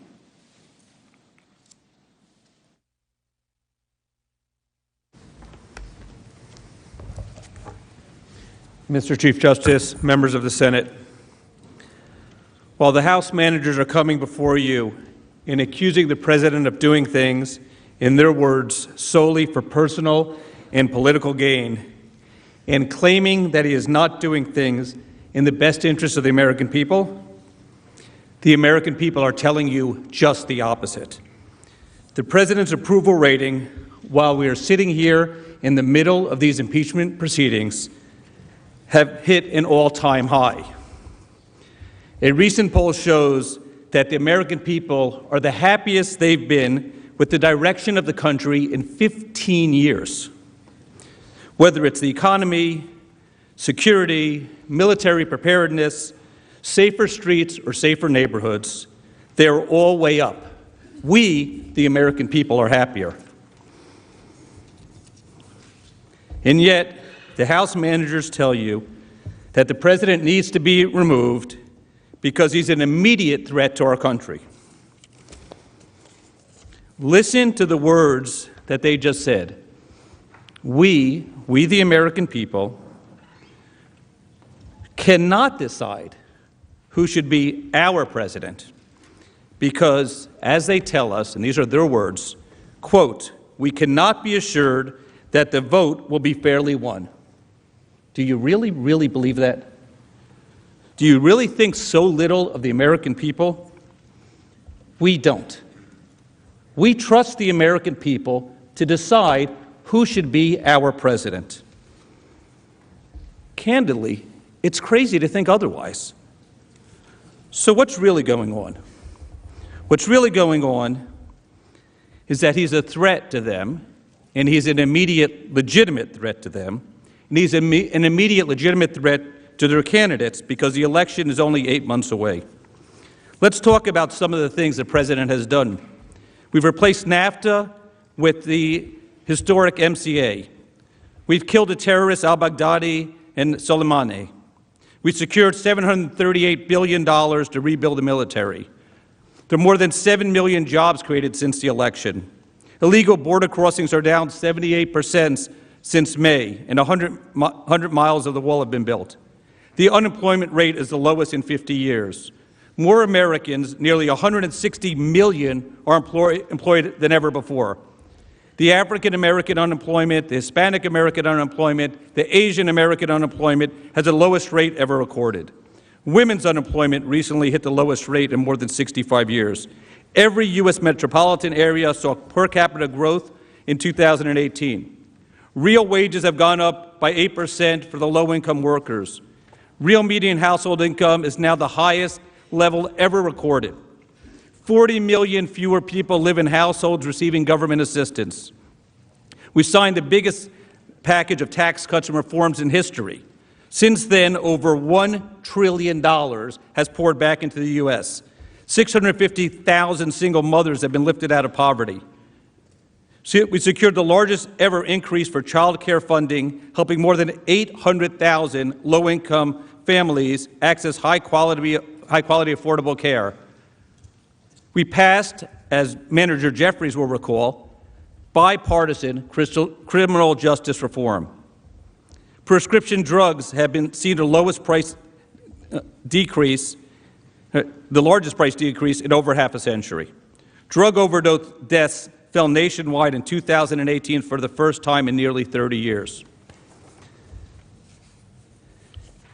A Gallup poll from just 3 days ago says that President Trump's upbeat view of the nation's economy, military strength, economic opportunity, and overall quality of life will likely resonate with Americans when he delivers the State of the Union address to Congress next week.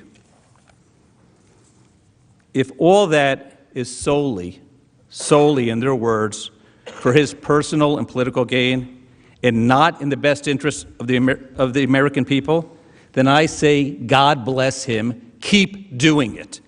Keep doing it. Keep doing it. Maybe if the House managers stop opposing him and harassing everyone associated with him with the constant letters and the constant investigations, maybe we can even get more done. Let's try something different now. Join us. Join us. One nation, one people. Enough is enough. Stop all of this. Thank you. Mr. Chief Justice.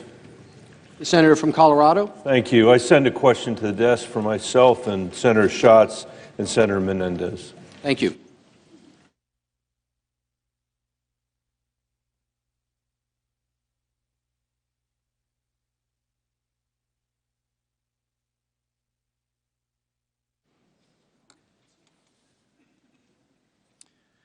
The question from Senators Bennett, Menendez, and Schatz is to the House managers.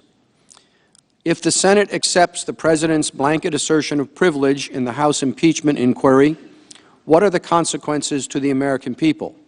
How will the Senate ensure that the current President or a future President will remain transparent and accountable? How will this affect the separation of powers?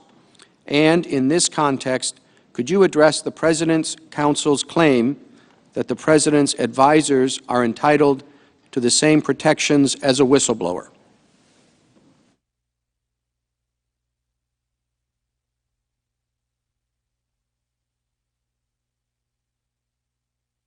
Senate, privileges are limited. We have voted to impeach the President for, among other things, Article 2 of the impeachment is total defiance of House subpoenas. And the President announced in advance, I will defy all the subpoenas. What does this mean? It means there's no information to Congress. It means a claim of monarchical dictatorial power. If Congress has no information, it cannot act. If the President can defy, now, he can dispute certain specific claims, you can claim privilege, etc., but to defy categorically all subpoenas, to announce in advance you're going to do that, and to do it, is to say that Congress has no power at all, only the executive has power. That's why Article 2 is impeaching him for abuse of Congress. That's why, for much lesser degree of offense, Richard Nixon was impeached for abuse of Congress, for the same defiance of any attempt by the Congress to investigate. But this is, and what are the consequences? The consequences, if this is to be, if he's to get away with it, is that any subpoena you vote in the future, any information you want in the future from any future president may be denied you with no excuses. Announce in advance, I'll defy all the subpoenas. It eviscerates Congress and establishes the department, the executive department, as a total dictatorship. That's the consequences. Now, I want to also talk about, and the motives. The motives are clearly dictatorial. But I want to also take a point, since I have the floor, to answer a question, to comment on a question that Senator Collins and Senator Murkowski asked yesterday. And they asked about the question of mixed motives. What if, how do you define, how do you deal with a deed, with a president who may have a corrupt motive and a fine motive? And how do you deal with it? And Professor Dershowitz said, well, you have to look at the, you have to mix, you have to weigh the balances. Nonsense. Nonsense. We never, in American law, look at decent motives if you can prove a corrupt motive. If I am offered a bribe, and I accept the bribe for corrupt motive, I will not be heard in defense to say, oh, I would have voted for the bill anyway, it was a good bill. You don't inquire into other motives. Maybe you had good motives. But once the corrupt motive and the corrupt act was established, there is no comparison. All of this is just nonsense to point away from the fact that the President has been proven beyond a shadow of a doubt, and the defenders don't even bother really to defend. They just come out with distractions. He's been proven beyond a reasonable to have abused his power by violating the law, to withhold military aid from a foreign country, to extort that country into helping his re-election campaign by slandering his opponent. Corrupt? No question. Violation of the law? No question. Factually? No question. They don't even make a real attempt to deny it. Everything is a distraction, and the one chief distraction is once you prove a corrupt act, that's it. You never measure the degree of maybe had decent motives too. So Professor Dershowitz, in talking about that, in talking about the absolute power of the presidency, was just absent from American law or any kind of Western law. Thank you, Mr. Manager. Mr. Chief Justice. The Senator from Georgia. I send a question to the desk for the President's Counsel on behalf of myself, Senator Ernst, and Senator Barrasso. Thank you.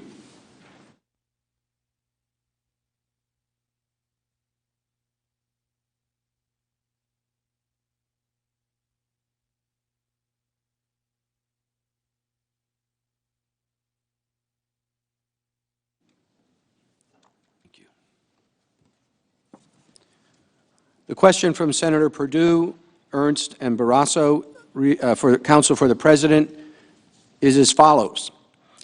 Please summarize the House of Representatives' three-stage investigation and how the President was denied due process in each stage. Combined with Manager Schiff's repeated leaks during the House's investigation, do these due process violations make this impeachment the fruit of the poisonous tree?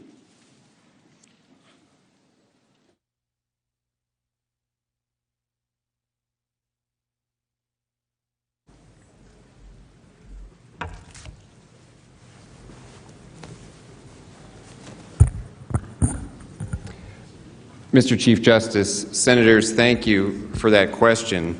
And the short answer, as I think I've indicated a couple of the times that I've been up here, is yes, this entire proceeding here is now the fruit of the poisonous tree. It is the fruit of a proceeding that was fatally deficient in due process from the start to the beginning. And as a result of that, it produced a record that is totally unreliable, can't be relied on here for any conclusion other than acquitting the president. And let me detail the three phases. First, the first error was that the House began the proceeding in a totally unconstitutional, unlawful, and illegitimate manner. It started an impeachment inquiry without any vote of the House to authorize that inquiry. And I want to spend a second on this because the House managers have spent a lot of time today trying to go back and argue about why their proceeding was all right. But they're not actually engaging the real issues. In order for the House to exercise the power of impeachment, there has to be a delegation of that authority to a committee. That's just a fundamental principle that the Constitution gives power to the House itself, not to individual members of the House, not to the Speaker. Just as here in the Senate, you wouldn't think that the majority leader could say, if an impeachment arrived, the majority leader could say, guess what, we're not going to do a trial with the whole Senate. I, the majority leader, am going to just decide that I'm going to have one committee hear the evidence, provide a summary, and then you all can vote. The majority leader doesn't have the authority on his own to do that. The Speaker doesn't have the authority in the House to give the power of impeachment to any committee to start pursuing an inquiry. And this is the key. There is no rule giving any committee in the House the authority to use the power of impeachment. Rule 10 speaks of legislative authority, not the power of impeachment.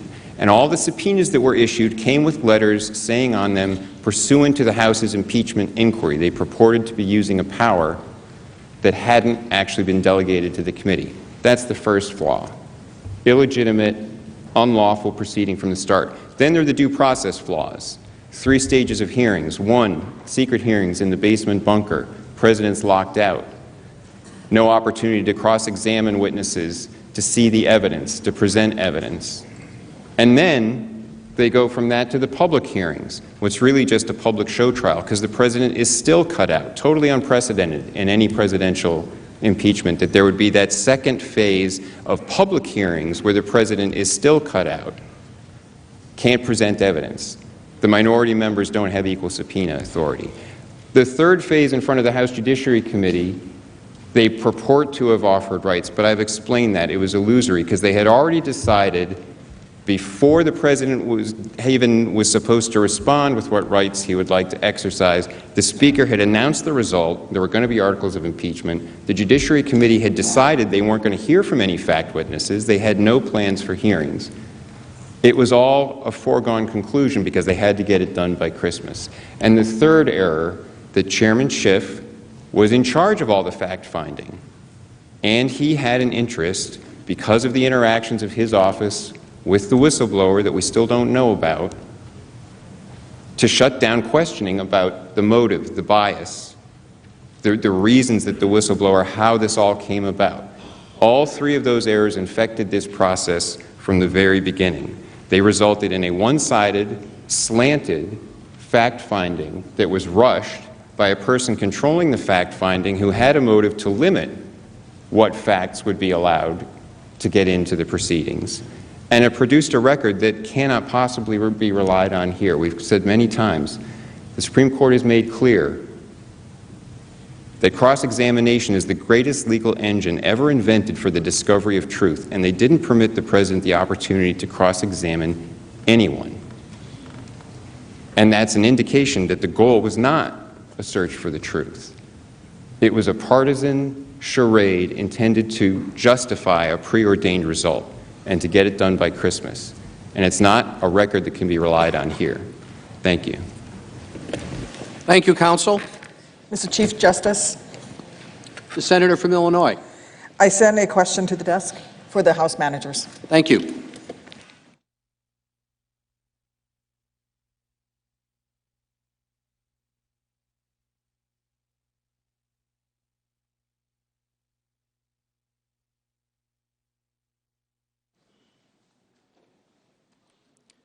The question from Senator Duckworth for the House managers. If the hold on aid to Ukraine was meant to be kept secret until the President could gather internal U.S. government information on Ukraine corruption and European cost-sharing, then is there any documentary evidence of this? For example, is there any evidence that the President was briefed on those issues by the NSC, DOD, or State Department during the period of the hold in the summer of 2019, or any evidence that he requested specific information on anti-corruption reform measures in Ukraine? Prior to releasing the aid on September 11, 2019, did the President order any changes to administration policy to address corruption in Ukraine or burden sharing with our European allies?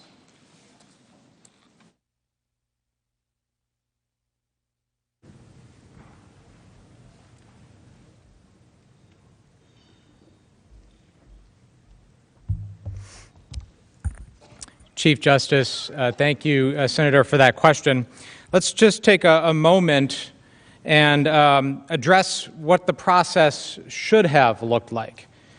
Because, as we've already established and as President's Counsel has conceded and we've conceded, is this does happen. Right? There is a legitimate policy process for review and for determination on hold, because there is indeed legitimate policy reasons to hold aid. And we've never said that corruption is not one of those, or burden sharing wouldn't be one of those. What we're saying is there's no evidence that in what we are talking about today that the President was concerned or engaged that process. So what would normally happen is Congress would come together, as we did. We passed appropriations bills and we made a determination that funding was appropriate for the aid, which 87 members of the Senate did this past year. The President would then rely on the advice of government experts from the National Security Council, the Department of Defense, the State Department, and the Office of Management and Budget regarding that aid. That's the interagency process that we've talked so much about, the interagency process that we went through earlier last year. And at the conclusion of that interagency process, it was determined that it had met all of the conditions for the aid, and all the agencies determined that it should go forward. The President would then seek permission from Congress that he intended to, would normally, if there was a reason, the President would go back and seek permission from Congress to hold the aid. So let me repeat that. If there were a reason to hold it, the President, and President Trump has done this in the past under legitimate processes, as has President Obama and prior presidents, would go back to Congress under pre-described processes and make sure that they're not violating the Empowerment Control Act and seek permission to hold it. That did not happen.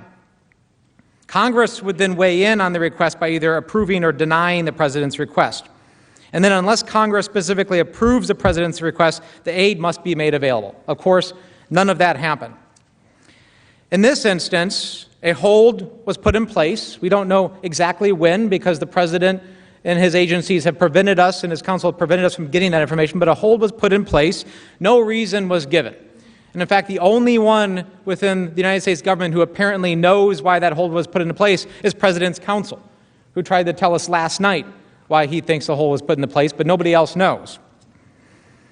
So yes, the answer is, if there was a legitimate policy process put in place, there will be a lot of information about burden sharing, about corruption, about any of the other concerns to which we have no evidence. And if burden sharing, to the last point of the question, was a concern, then the person who should have been asked to discuss those concerns with the EU and our European partners would have been Ambassador Sondland, because he is the United States ambassador to the European Union. And not once did President Trump go to Ambassador Sondland and say, discuss these issues with the EU and the Europeans, saying they need to provide more money. Not once did that happen. And it didn't happen because it wasn't the real concern.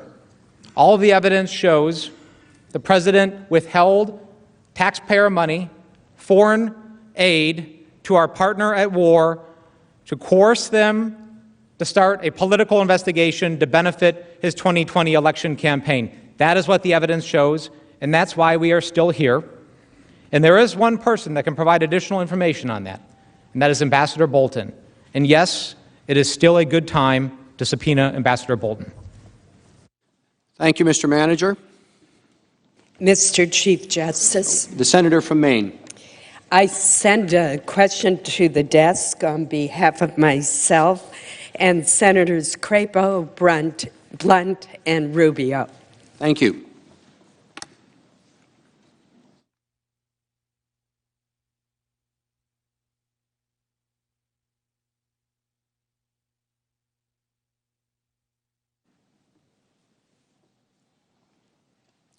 The question from Senator Collins and the other senators for both parties: are there legitimate circumstances under which a president could request a foreign country to investigate a U.S. citizen, including a political rival, who is not under investigation by the U.S. government? If so, what are they and how do they apply to the present case? The House goes first.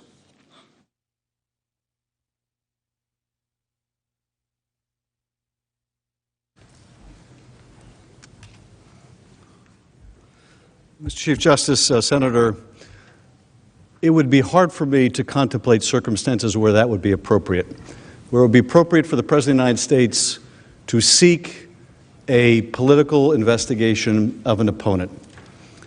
One of the, I think, most important post-Watergate reforms was to divorce decisions about specific cases, specific prosecutions, from the White House to the Justice Department, to build a wall.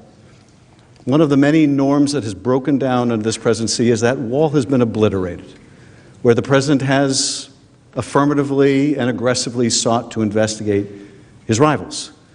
I cannot conceive of circumstances where that is appropriate. It may be appropriate for the Justice Department, acting independently and in good faith, to initiate investigation. There's a process for doing that. We heard testimony about that.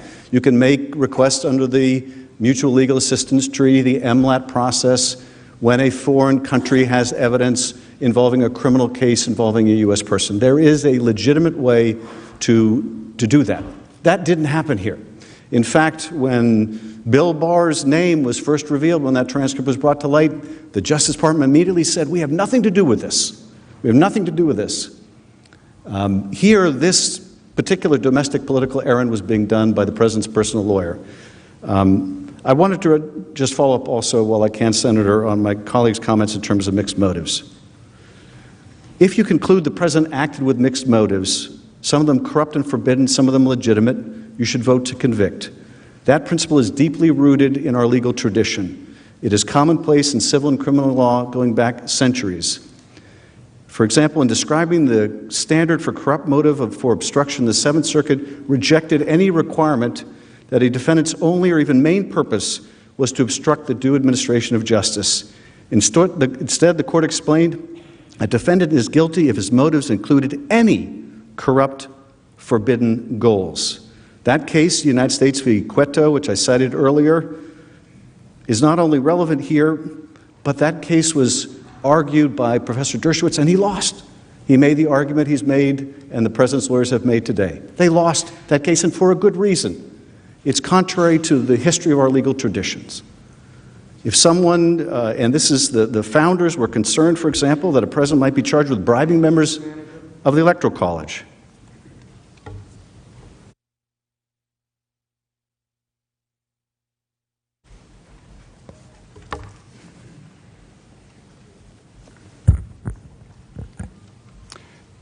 Mr. Chief Justice, Senators, thank you for that question.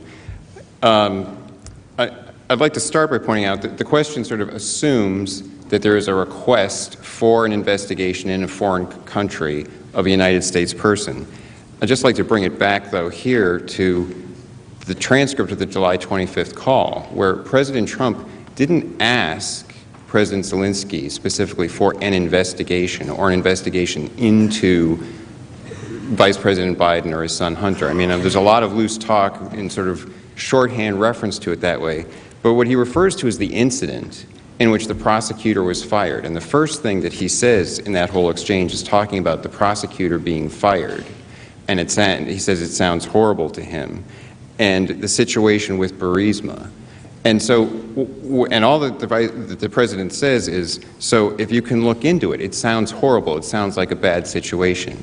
That's not calling for an investigation necessarily into Vice President Biden or his son, but the situation in which the prosecutor had been fired, which affected anti-corruption efforts in the Ukraine. And President Zelensky responded by saying, the issue of the investigation of the case is actually the issue of making sure to restore the honesty, so we will take care of that. And he's explaining that he understands that it's an issue that has to do with, was an investigation over there, that their prosecutor was handling, derailed in a way that affected their anti-corruption efforts, and it's something worth looking into. It's the president making clear that we're not saying that's off limits. It sounds bad to the U.S. as well.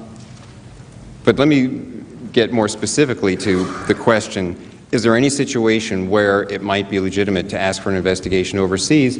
Yes, if there was a conduct by a U.S. person overseas that potentially violated the law of that country, but didn't violate the law of this country, but there was a national interest in having some information about that and understanding what went on, then it would be perfectly legitimate to suggest this is something worth looking into. We have an interest in knowing about this, even if it's not something that would mean a criminal investigation here in the United States. And so that could arise in various circumstances where a person had done something overseas, but there was a national interest in understanding what they had done. Thank you. The Democratic leader is recognized. Mr. Chief Justice, I send the question to the desk for the President's Counsel and the House managers. Thank you.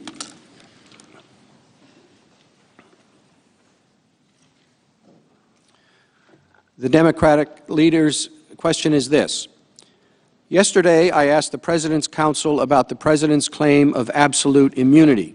Specifically, I asked the President's lawyers to name a single document or witness that the President turned over to the House impeachment inquiry in response to their request or subpoena. Mr. Philbin spoke for 5 minutes and talked about the various types of immunities and privileges the President could invoke, but did not answer my question. So I ask once again, can you name a single witness or document that the President turned over to the House impeachment inquiry? It is directed to both parties, and President's Counsel goes first.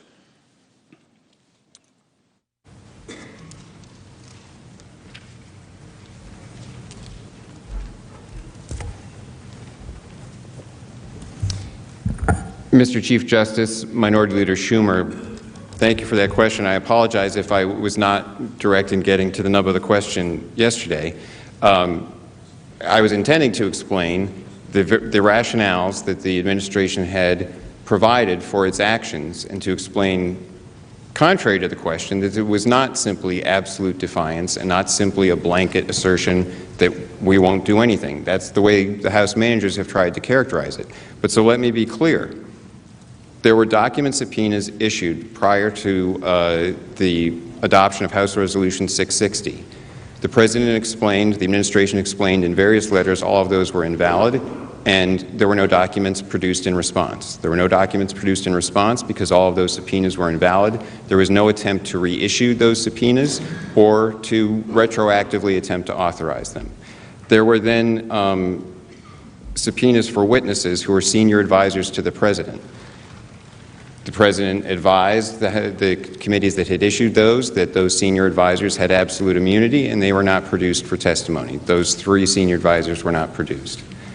There were then subpoenas for witnesses to others who the House managers, the House Democrats, insisted they would be required to testify without the benefit of agency counsel, and I've explained that principle. The Office of Legal Counsel advised that those subpoenas attempting to require executive branch officials to testify without the benefit of agency counsel were unconstitutional, and so those witnesses were not produced. Still, There were 17 witnesses who testified, not including the 18th witness, the ICIG, whose testimony is still secret. So there was quite a bit of testimony, and there have been subsequently some documents relevant to this produced under FOIA. And I raise that because it makes clear that if you follow the law and you follow the rules and you make a document request that's valid, documents get produced. If you don't follow the law, the administration resisted. That's why the documents weren't produced, because the subpoenas were invalid, and we made that very clear. Thank you. Thank you, counsel.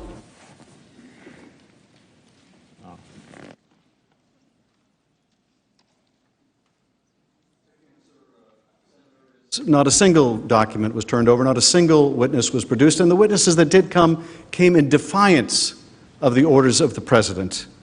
Now, counsel has obviously made all these claims that we think are completely spurious, but what they don't answer is, what was the motivation to fight all the subpoenas?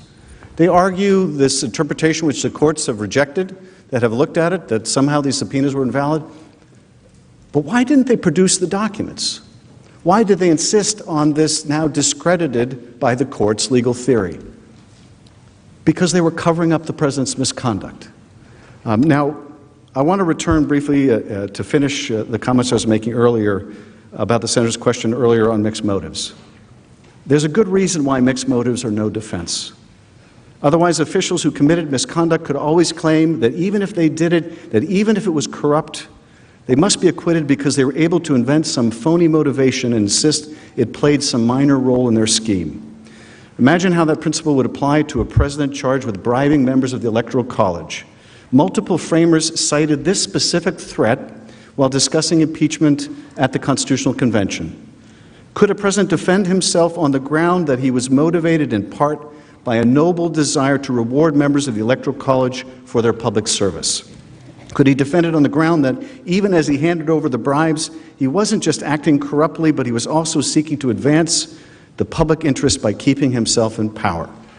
According to the president's lawyers, yes, he could. Indeed, for all the reasons we provided, there's no doubt that the president's quid pro quo, his solicitation of foreign interference, and his use of official acts to compel that interference were a fundamentally corrupt scheme.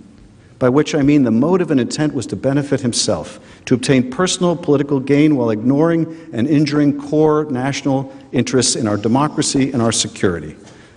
We have demonstrated, we believe, that this scheme was entirely corrupt. But if you have any question about that, ask John Bolton. If there's any question about whether the motive was mixed or not mixed, ask John Bolton. He has relevant testimony. You can ask also Mick Mulvaney. You can subpoena the documents and answer the earlier questions, what the documents say about when the president withheld the aid, whether there was any interagency discussion of reforms in the RADA. I mean, the President's counsel literally made the argument that the circumstance that changed was a change in the RADA. There is no evidence to support that idea. Time is expired. The majority leader is recognized. Mr. Chief Justice, I ask that we stand in recess until 4. Without objection, so ordered.